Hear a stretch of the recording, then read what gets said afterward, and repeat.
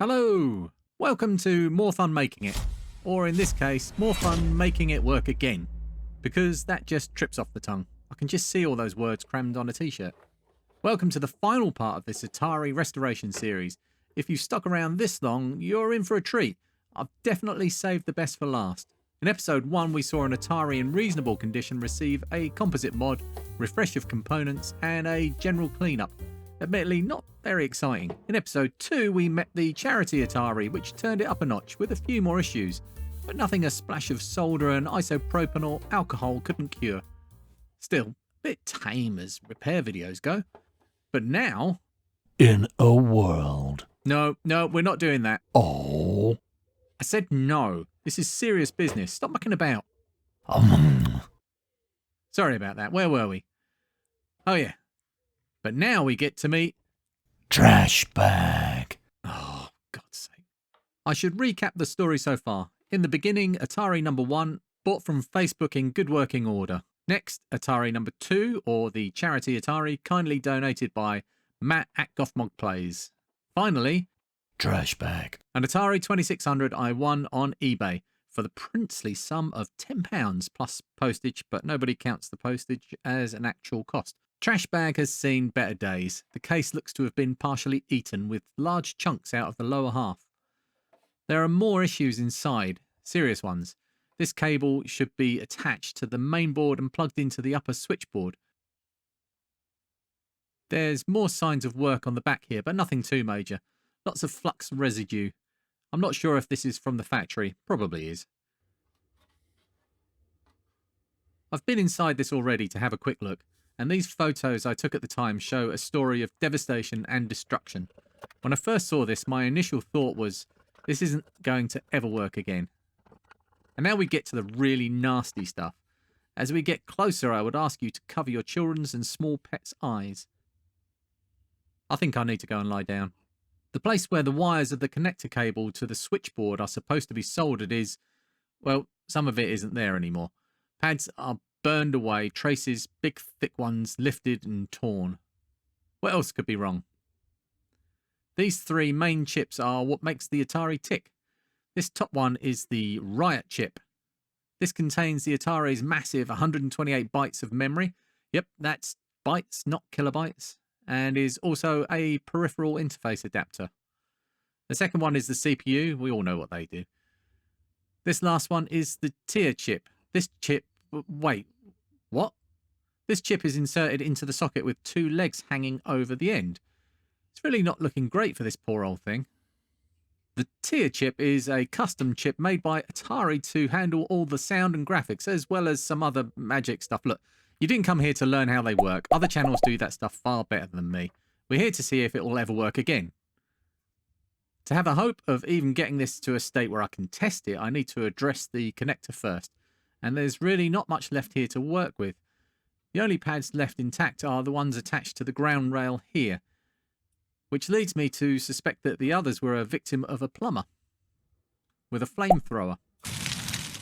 Someone used something so hot on this, they managed to burn away most of the evidence of their crime.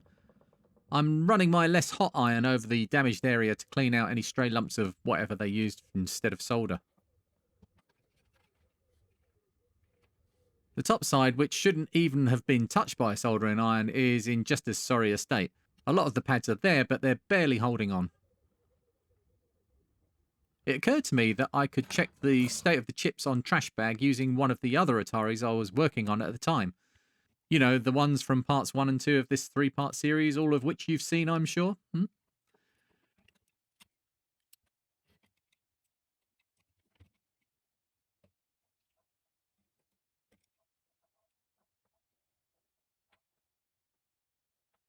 For a moment here, I honestly couldn't remember which chip came from which motherboard. It's my age.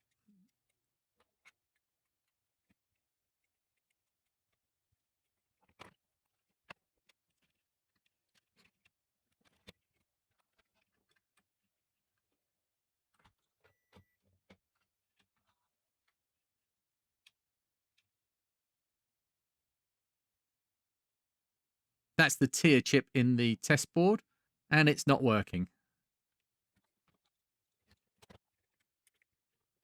As a sanity check, I put back the original chip. You'll just have to trust me as I forgot to move the camera. You can just see it down there.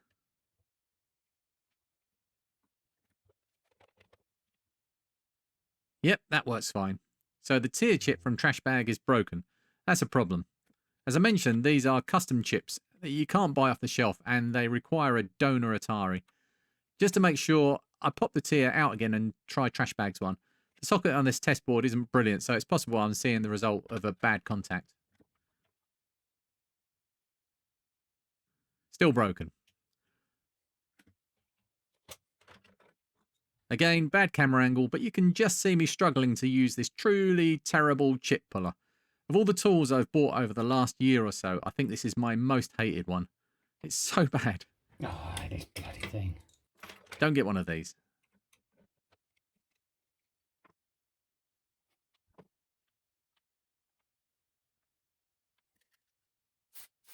Now I'm desperate. I really want to give this chip every chance of working, so I've used contact cleaner and I'm blasting the socket with compressed air. And for good measure, I'm cleaning all the legs on the chip with a fiberglass pen.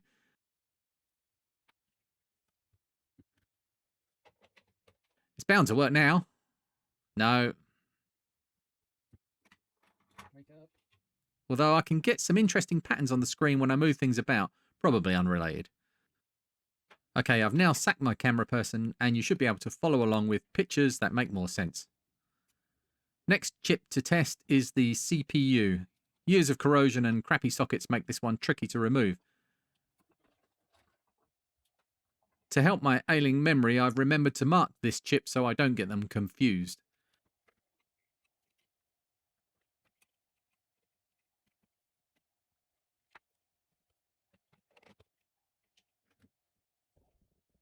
A working CPU. It's a start. So that one can go back into TRASHBAG. And the last one to check is the Riot chip. Again, another custom chip. This one being bad as well as the tier is basically a death sentence.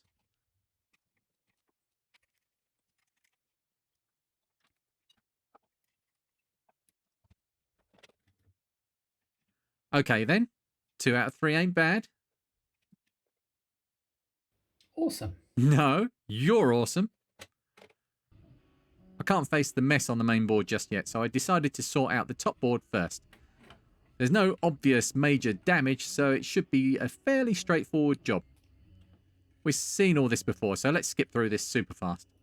For those that didn't watch the last 2 episodes, this is just a capacitor change and removal of the modulator.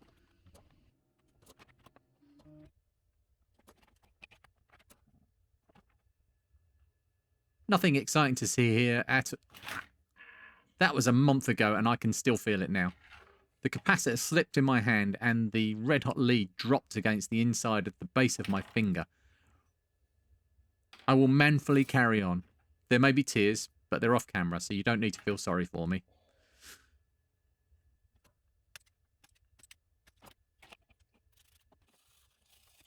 Blah blah cleaning, blah blah isopropyl.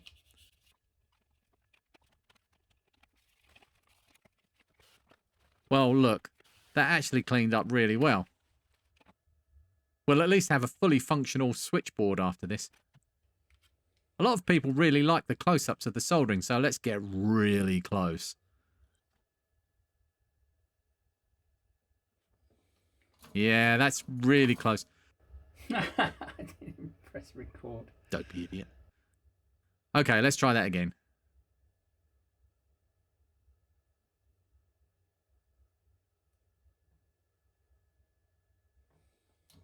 You can see my reflection in the solder. Shiny. Something you don't always see, a close-up of the flush cutters in action.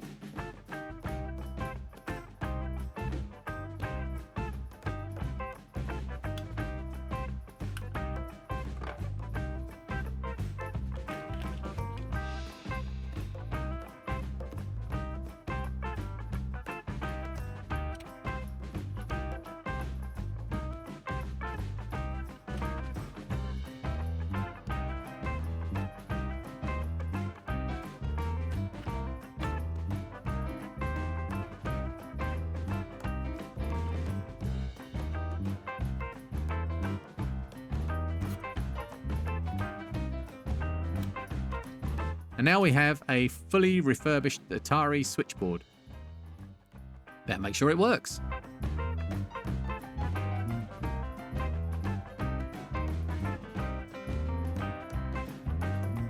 Good old Space Invaders.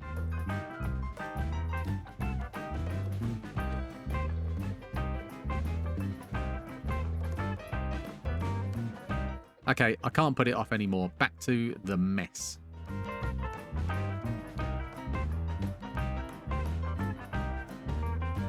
Here's a board with the connectors not ripped out by a raging ape. And here is the abused trash bag. I've lined up the other board so I can use it as a reference of which connectors are connected to where. The floating traces and the pads are no good to me.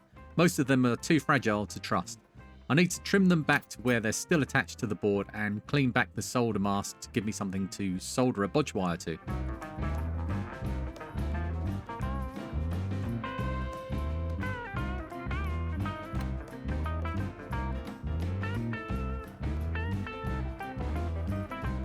The same thing for the top side.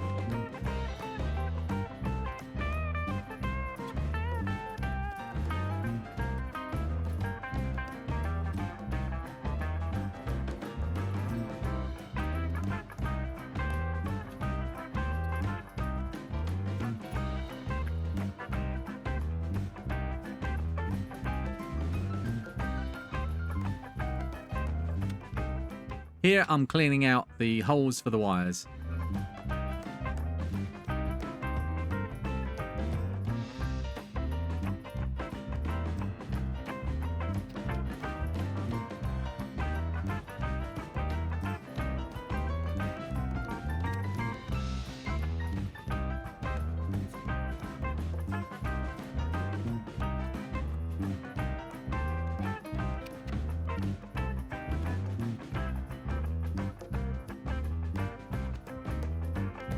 On some of these, I can just use the tinned end of the wire to connect to the trace on this side.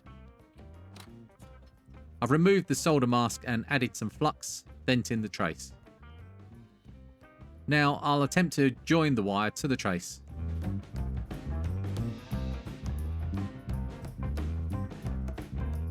That attached really well.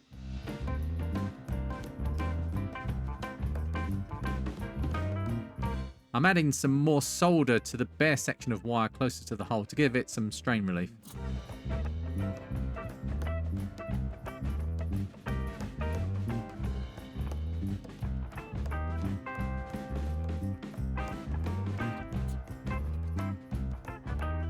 This is what happens when your cheapo knockoff copy soldering iron decides to switch itself off randomly. Need heat to melt the metal.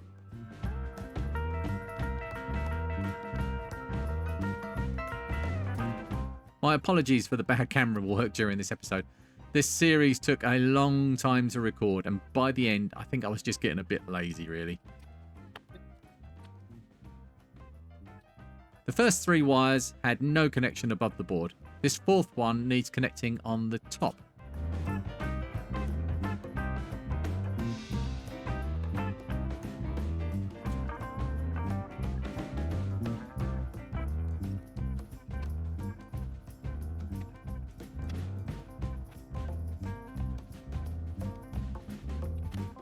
And again with this black wire. The hole is blocked by the metal vial, which is still there but destroyed. It was put there to connect the 2 sides of the board electrically, a job it's no longer qualified for, so out it comes with a small drill bit. Okay, admit it, how many of you spotted I had the cable the wrong way round? No. Oh, You can tell by my reaction I'm mildly unhappy with this discovery. way. Having to fix someone else's mess is bad enough, but having to fix my own on top of that is hard to swallow. Fortunately, I managed to extract the wires without causing further damage to the already fragile area. Attempt number 2.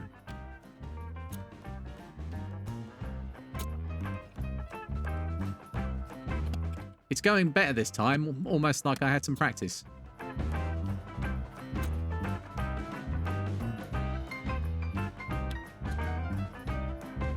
To begin with, I'm just trying to get the wires in place without worrying too much about traces each of them is supposed to be connected to. Once they're in and fixed, I can run bodge wires and connect everything up. But where I can, I connect the end of a wire directly to the nearby trace. It just makes the whole thing a little more sturdy.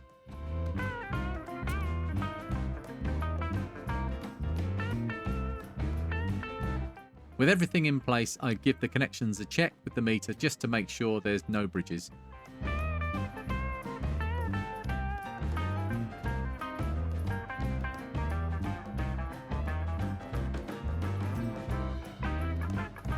And it's time to see if this poor old thing will fire up.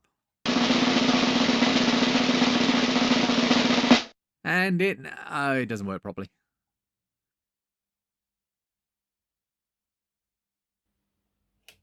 It's not quite right. No, I agree, something is still wrong. I'm using the tier chip from the other Atari to test, and all of the other chips passed their checks earlier, so it's something else.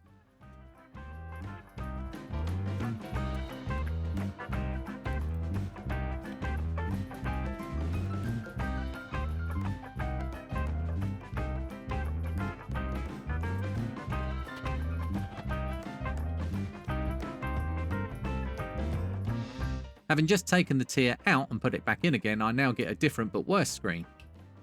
A really good resource when troubleshooting is having an identical board to compare with. For my sanity's sake, I'm making sure all the connections I repaired match up with the other board.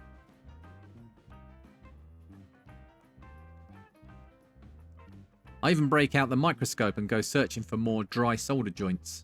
The lines you can see here were made by me dragging a sharp probe over them in testing.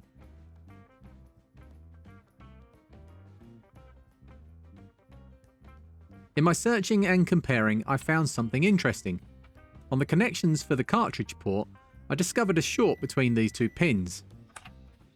Just to make sure it's not meant to be there, I test a working board, and none of the pins are connected.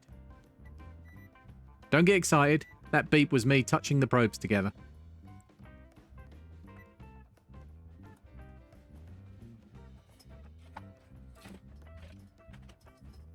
Now, admittedly, I reflowed these and it could well have been me that put the short there, but it's a good one to find and eliminate.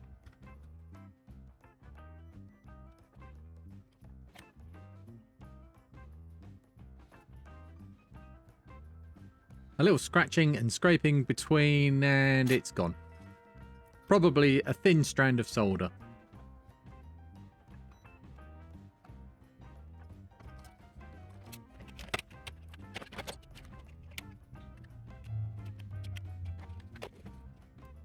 And it works.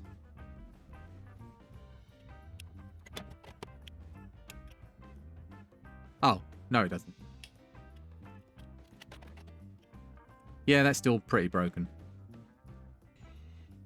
Whilst looking for more problems, I noticed the joystick port connections appeared a little crusty and gave them some less crusty fresh solder. I couldn't help feeling this might all be wasted work. Would I make a third part of this series if I didn't manage to repair it? Is TRASHBAG destined for the bin?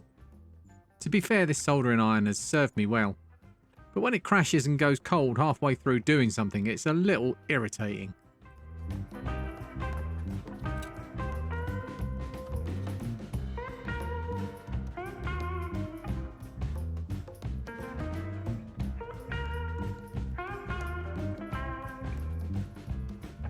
Whilst testing, I had to plug and unplug the damaged connector multiple times, stressing the recently fixed wires. To prevent them coming loose, I dropped a dollop of hot glue on them and flowed it around the area with a hot air station. It wouldn't be too difficult to remove if it ever needed working on again, but it should protect it from the worst I can do in the meantime.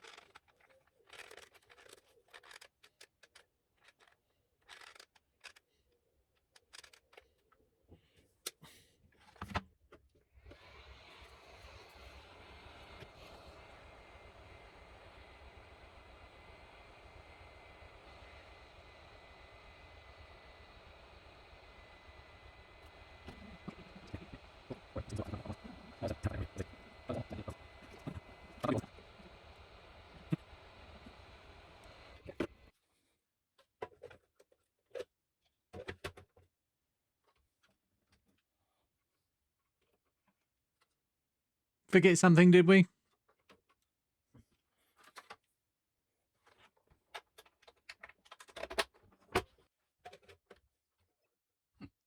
It's so close. It really wants to live. But you can clearly see there's still a problem. Although I don't have any clear footage, I found the behaviour of the fault would change if I prodded things and moved the console.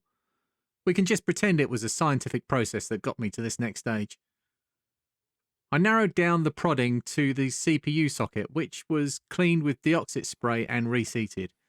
The fault persisted, so I looked closely at the solder joints on the rear of the board, and although they didn't appear to be cracked or broken, some of them did look very starved of solder.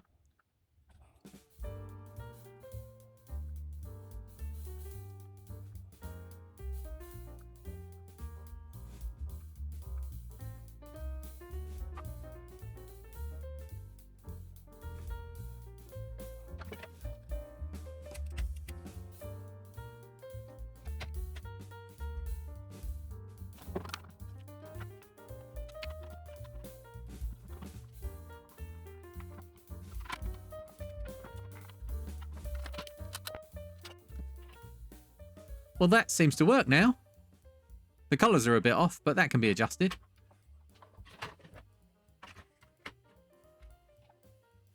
Let's try another cart. Wait, nothing? Why?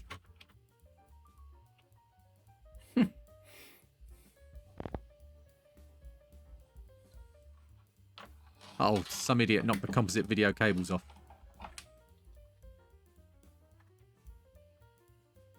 With a seemingly working console, I could now tweak the colour settings. The first time I saw the huge metal can inside the Atari, I thought the holes in the top were for ventilation. But it turns out they're there to allow access to the colour and sound adjusters. The piece of paper you almost always see taped over the top of the can with a squiggle is whoever made the final tweaks in the factory signing off their work. The sound adjustment part was removed earlier to make way for the composite mod. But this hole here is where you'll find the variable resistor which controls the colour for the Atari. You can see the colours change as I turn the resistor. It's not very stable though, with the picture glitching after I remove the screwdriver. A really good game to get the colours correct is Smurfs. I'm supposed to be blue. We all know they're supposed to be blue, right? But what colour are trees? Not blue. Some deoxit squirted into the variable resistor. Hopefully it's still good and the problem is just some crud making it a bit scratchy.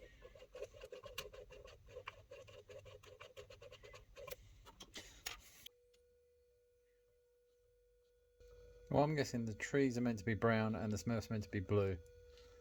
Good guess. The tree trunks and the tree tops are meant to be green, not blue. You're getting good at trees, Lee. Well done. Beautiful. And the first time seeing Ms. Pacman in the correct colours, I have a revelation. Look at that. The ghosts are all the right colours. The four ghosts, Fickle, Chaser, Ambusher, and Stupid, are now the correct colours. It looks fantastic. With the colours fixed, I can show you a comparison between TRASHBAG's output and the excellent display of the charity Atari from part 2 of this series. TRASHBAG isn't perfect, but it's certainly good enough for me. I still had a major problem. The tier chip would need replacing, and they're not cheap. I asked my amazing Twitter followers if they would be able to help, and once again, Lee, the legend Legion Smith, stepped up. He'd recently sent a bunch of Atari chips to Nigel of Nigels Workbench YouTube channel to help him fix a faulty Atari there. I got in contact with Nigel and he kindly sent me one of Lee's spare tier chips, which meant I now had a fully working Atari. Thank you, Lee and Nigel. TRASHBAG is now my personal Atari 2600 console. I originally bought number 1 from episode 1 for myself, but after all we've been through, I can't let this one go.